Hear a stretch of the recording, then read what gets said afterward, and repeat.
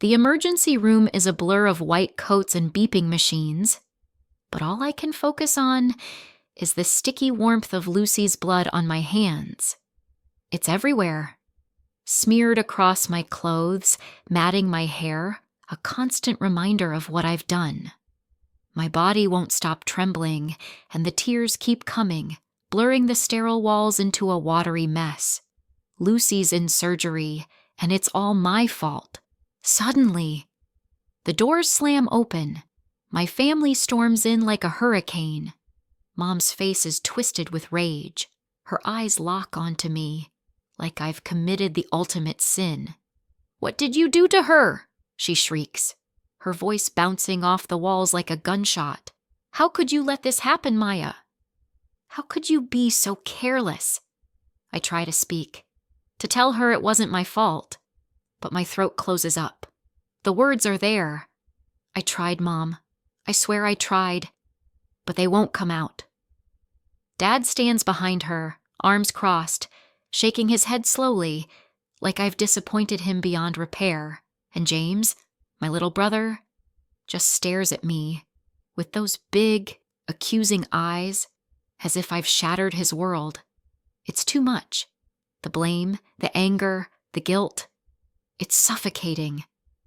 I curl into myself, hugging my knees to my chest, wishing I could vanish. The tears fall faster, but I don't make a sound. What's the point? They won't listen anyway. If you were in my situation, how would you react? "Hey, it's me, Maya, 17, the girl who's currently a walking disaster, still shaking from what happened to Lucy. But before I get into that mess, let me give you the rundown on my so-called family, 'cause it's a big part of why I'm sitting here, feeling like trash. I'm the only girl in a house with 3 brothers. 3! It's like being stuck in a wrestling match I never signed up for. There's Jake, the oldest, who's 19 and too cool to care about anything but his girlfriend. Then the twins, Max and Alex, 14-year-old chaos machines who think fart jokes are peak comedy. And then there's the youngest, Timmy, 10, the golden boy. Seriously, that kid could spill juice on the couch, and Mom would call it modern art. Me? I sneeze, and it's a federal crime. My parents? Oh, they're a whole vibe. Dad, John, runs the house like he's auditioning for Angry Dad of the Year. He's all barked orders and stomping boots, especially when Mom's not around. And Mom, Sarah, she's barely ever home, always jetting off on some fancy business trip, leaving me to fend for myself with Dad and the boy squad. When she's gone, it's just me, the noise, and a fridge full of leftovers. When she is here, she's fussing over Timmy or distracted by her phone. I'm lucky if she remembers my name half the time. I've always felt like the oddball. The boys have their bro club. Jake's aloof, the twins are a tag team, and Timmy's the star. Me? I'm just there, floating on the edges, trying not to drown in their chaos, especially with Timmy. He's the baby, the perfect one, and I'm the screw-up who can't compete. It's been like that forever. So that day, the one where everything went sideways, it started out fine. Mom was home for once, but she was already packing her suitcase, muttering about some conference. I was done with the house's usual madness, Dad yelling at the twins over something stupid, Timmy whining for attention. So when Lucy, my 8-year-old sister, begged me to hit the park, I was like, hell yes, let's go. Lucy's my little sidekick, the other girl in this testosterone swamp. She's all energy, bouncing around in her glittery sneakers, dragging me out the door. The park's our spot, a sunny patch of freedom away from the madness. That day, the sky was stupidly blue. The air smelled like cut grass. And Lucy was darting around like a caffeinated squirrel. I trailed behind, half laughing at her antics, thinking maybe today wouldn't suck. Then, It happened. She spotted something, probably a butterfly or some random kid's balloon, and bolted toward the street. "Lucy, wait!" I yelled.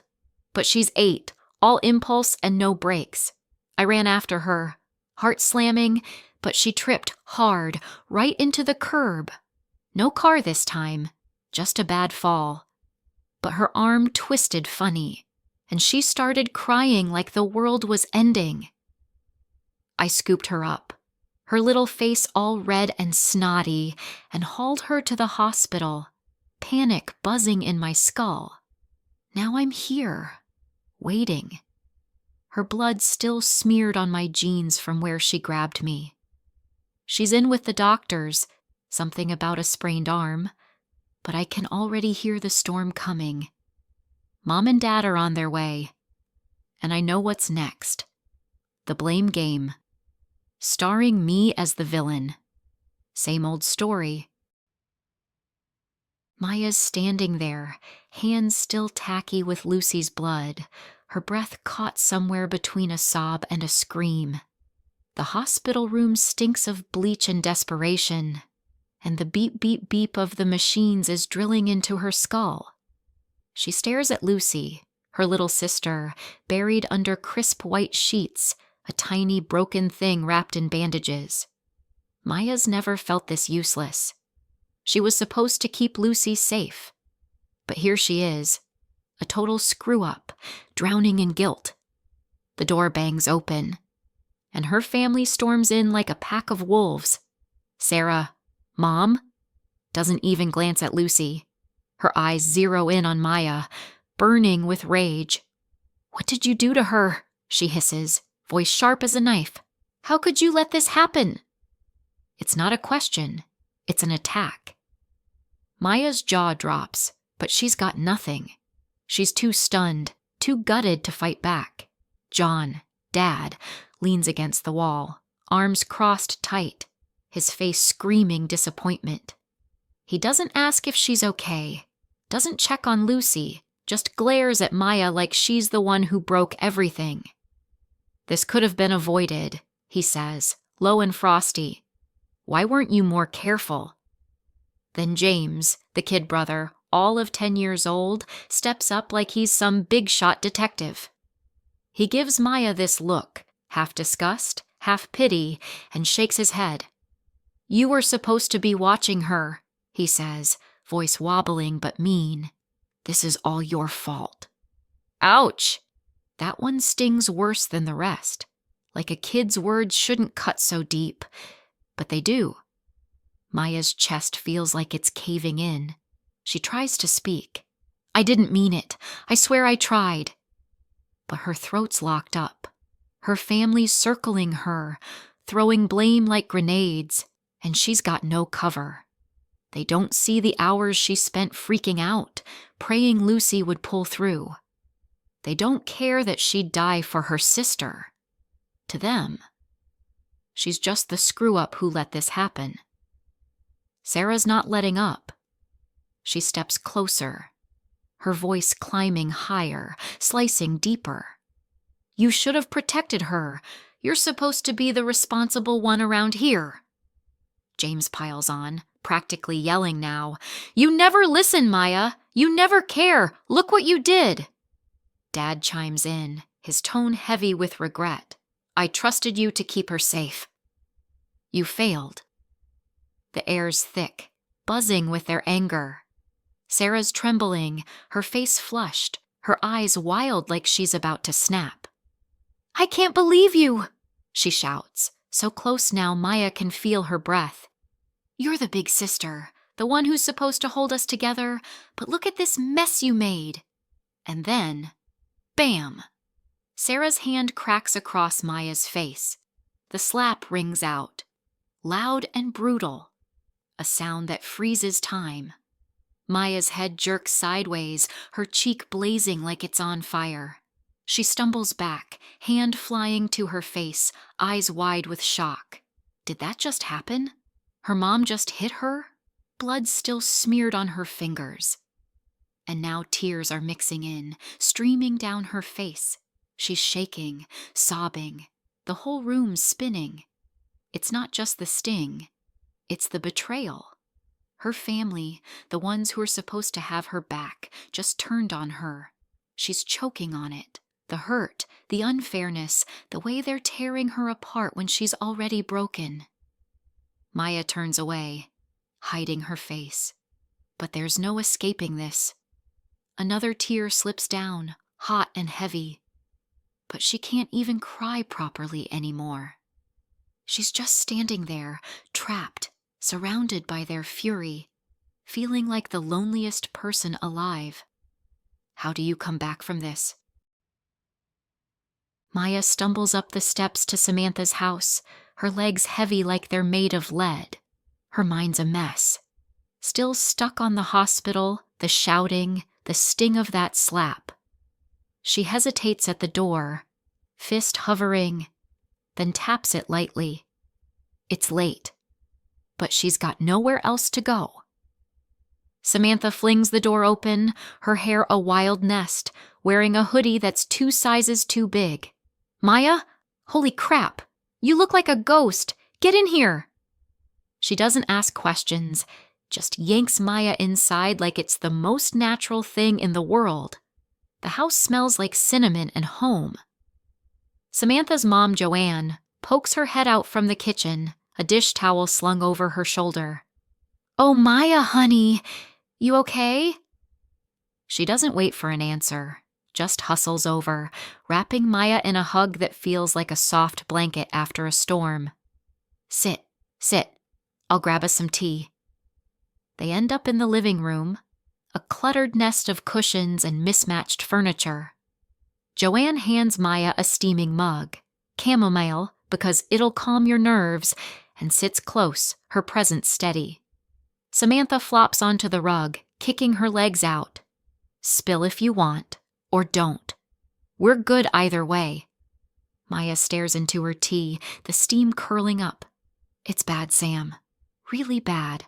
Lucy's in the hospital and Mom, she blames me. Everyone does." Her voice cracks, and she rubs her cheek where the memory still burns. Samantha's eyes go wide.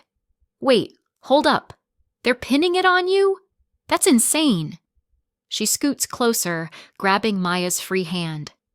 "You're not the bad guy here, okay?" Joanne nods, her voice gentle but firm. "Families fight, sweetie. Doesn't mean you're the problem. You're welcome here as long as you need." The words sink in slow, like water into cracked soil. Maya sips her tea, the warmth loosening the knot in her chest just a little. Samantha, never one to sit still, jumps up. "Okay, enough gloom. Let's do something chill. Clay time?" Maya quirks a half smile. "What, like when we made those lumpy dragons in 5th grade?" "Yep, and they were awful," Samantha grins, dragging out a box of clay, bright reds, blues, yellows. "Let's see who can make the dumbest thing now." They sit at the coffee table, hands messy with clay.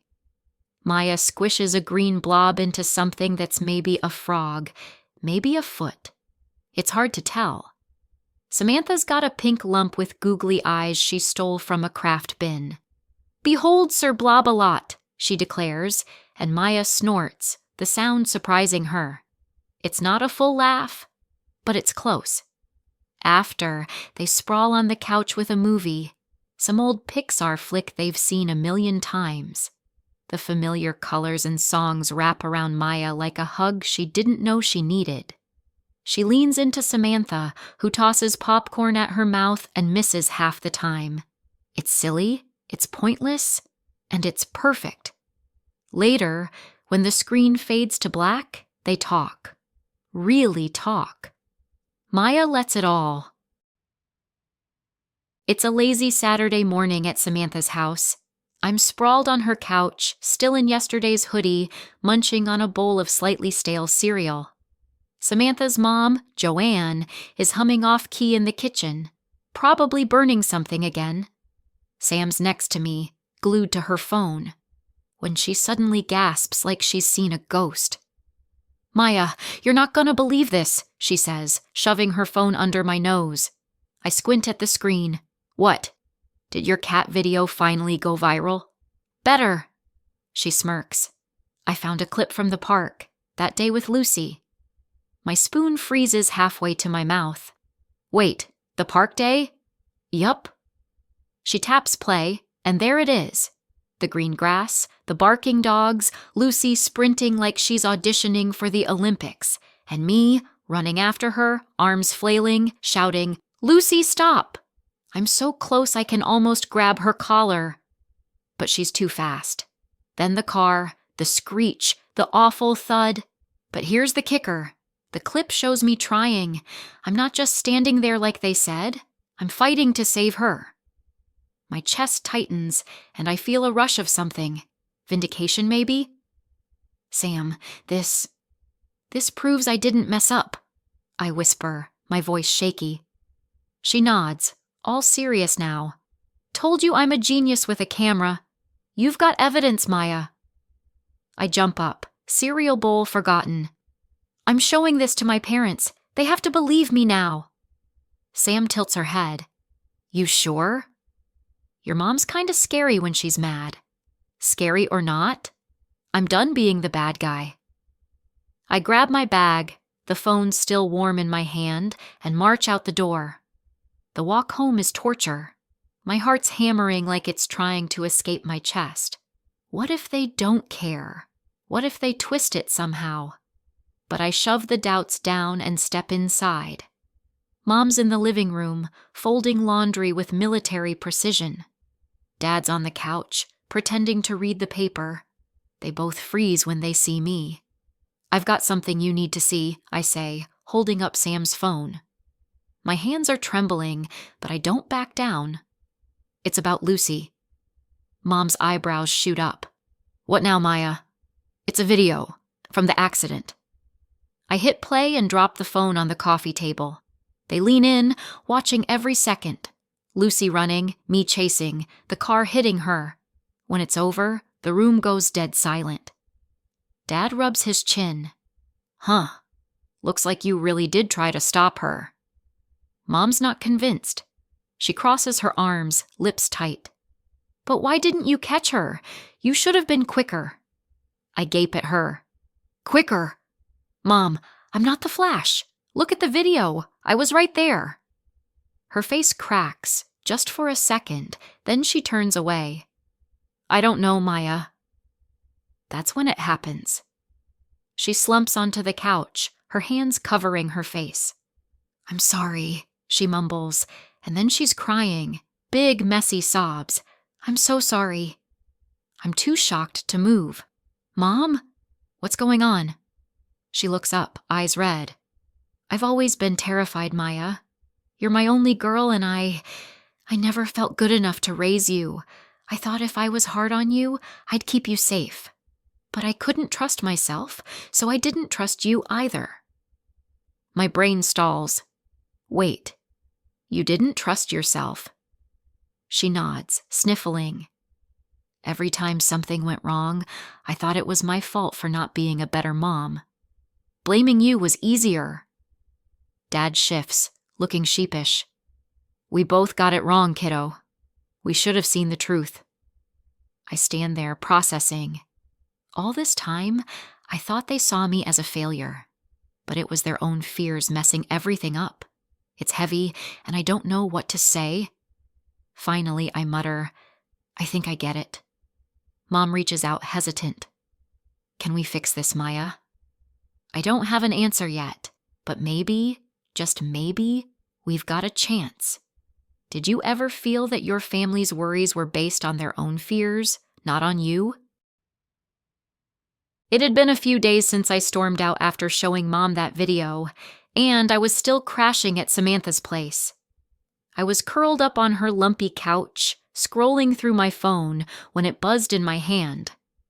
Mom's name lit up the screen. My stomach dropped. I stared at it for a solid 10 seconds, debating whether to let it go to voicemail. But something made me swipe to answer. Maya? Mom's voice came through, all shaky and soft, like she was holding back tears. Can we talk? Yeah, sure. I mumbled, sitting up and hugging a cushion like it'd protect me from whatever came next. She took a deep breath. I'm so sorry, Maya. For everything. I didn't get you. I didn't even try to. You're my only daughter, and I was terrified of messing you up. I thought if I kept everything strict and under control, I'd be a good mom. But I was wrong. And I hurt you. I blinked hard, feeling a lump in my throat. Yeah, you did. A lot. I know, she said, her voice cracking, and I hate that. I promise I'll change. I want to spend real time with you, movies, shopping, whatever you want, if you'll let me.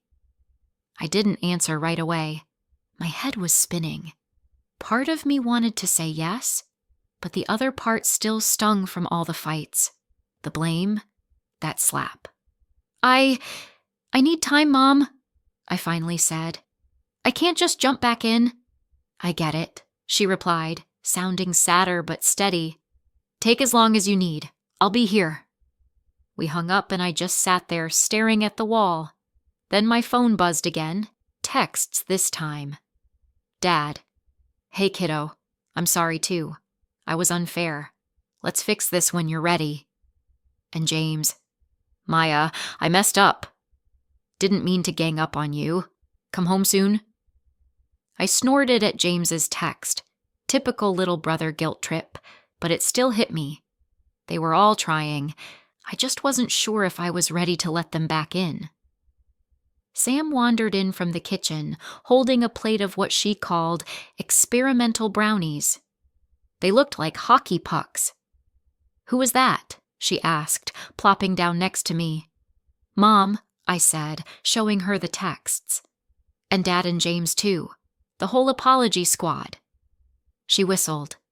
Dang, they're pulling out all the stops. You gonna forgive them?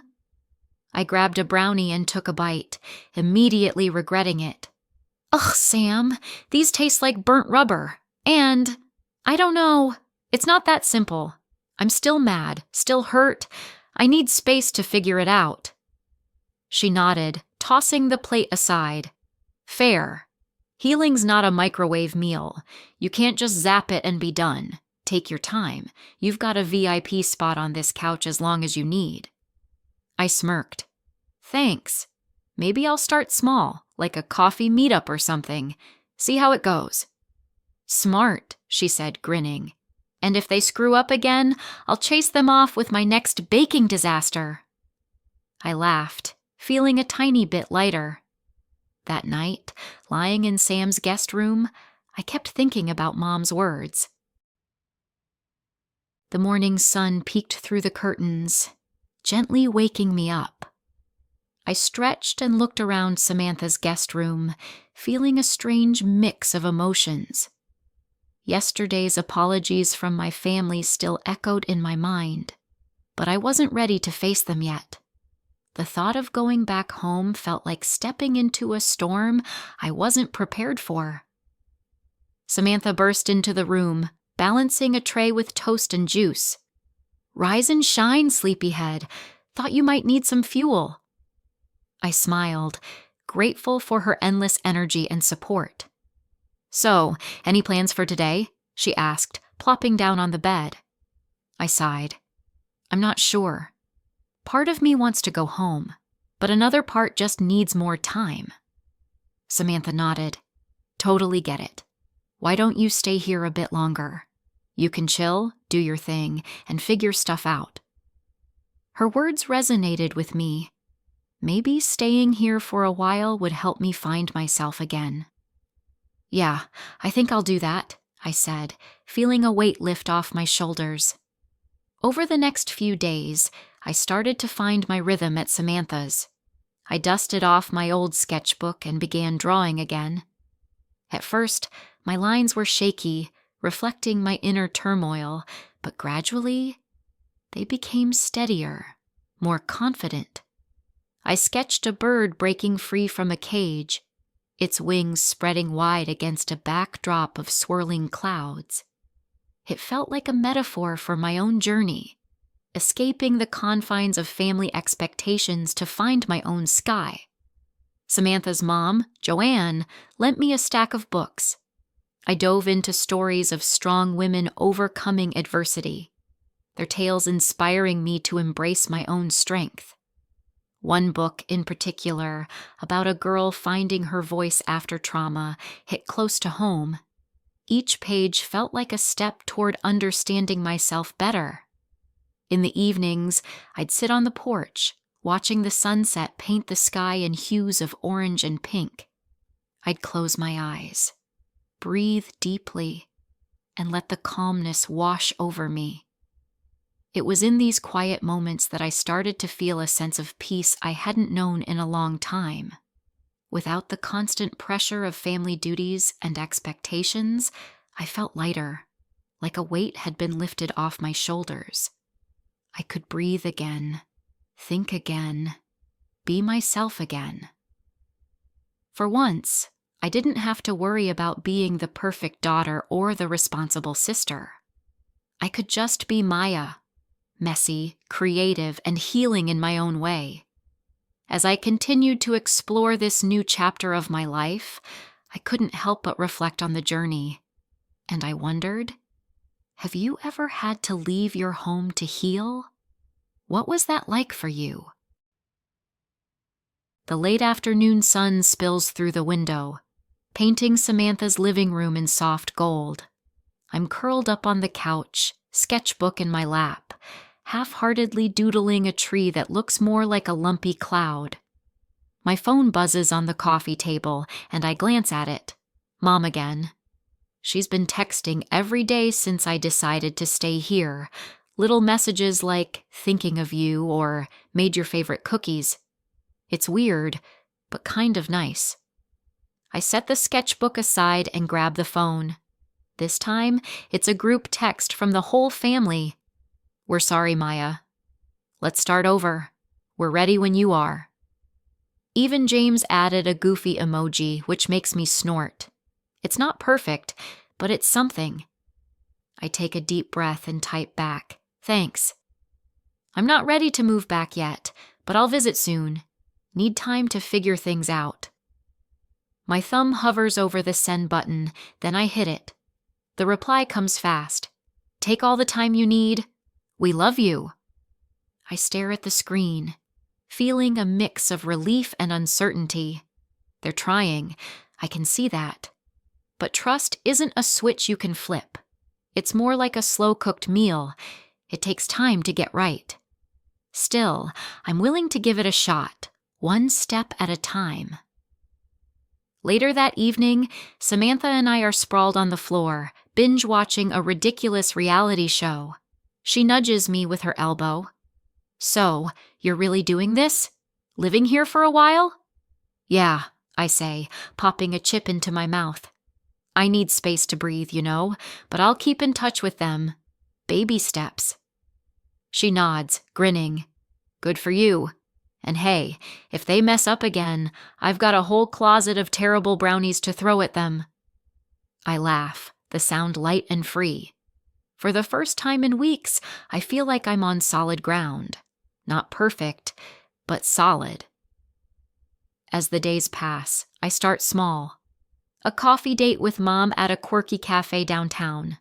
She's nervous, fidgeting with her mug, but we talk, really talk, about everything from school to her work stress. It's awkward, but it's a start. Dad sends me dumb dad jokes via text, and James FaceTimes me to show off his latest Lego masterpiece. It's not the same as being home, but it's something. I'm learning to trust them again, little by little, and maybe, just maybe, they're learning to trust me too. Do you believe that families can truly change, or do we need to protect ourselves from them? Thanks for sticking with me through this roller coaster. If anything changes, good, bad, or ugly, I'll keep you posted. For now, I'm taking it one day at a time, finding my way back to myself and maybe, eventually, back to them. Thanks for listening. Stay tuned for the next chapter.